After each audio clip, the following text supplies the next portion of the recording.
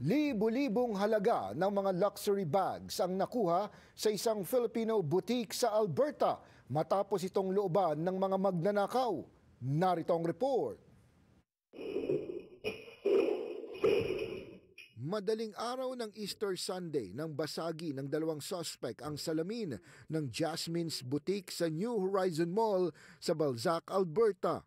Pag-aari ito ng mag-asawang Pinoy na sina Manuel at Maria Elisa Baldozano mula sa Calgary. We were really in shock that time when we saw the condition of our store and the bags that were missing.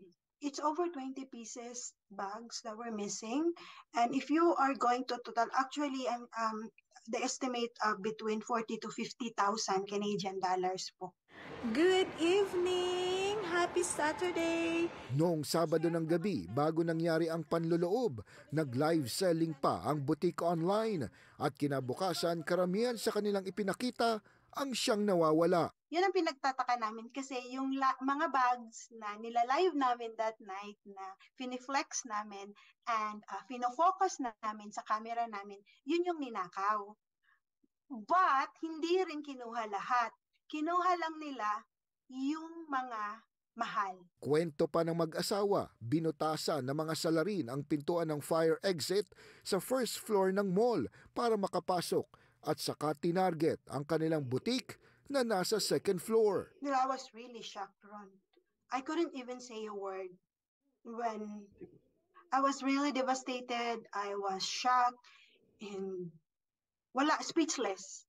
When the cops came, parang tinititigan ko lang siya kasi hindi ko alam kung anong sasabihin ko. As in, nanginginig ako, I was shaking and I was palpitating and I don't know, like parang na mental block ako na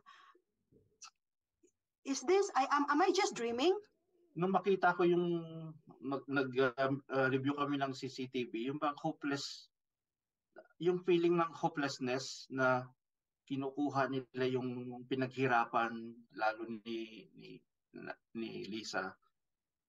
Yung gumuguho talaga yung loob mo na talaga bang ito talaga yung nangyayari sa amin. Sa pahayag ng New Horizon Mall sa Omni Filipino, nasa kamay na nila ng Royal Canadian Mounted Police o RCMP ang investigasyon at wala na silang maibibigay na pahayag pa. Ayon kina Manuel at Maria Elisa, masakit man tanggapin ang kanilang sinapit. Sana'y maging aral din ito sa mga kababayan, may negosyo man o wala. Safety mo, dapat yun ang pinakauna, on top of everything. Kasi pera lang yan eh. Pero ang importante, safe ka. Yung awareness. Talk to your family, magkaroon kayo kung mayroon kayong time na mag-gather, ito yung mga safety precautions natin.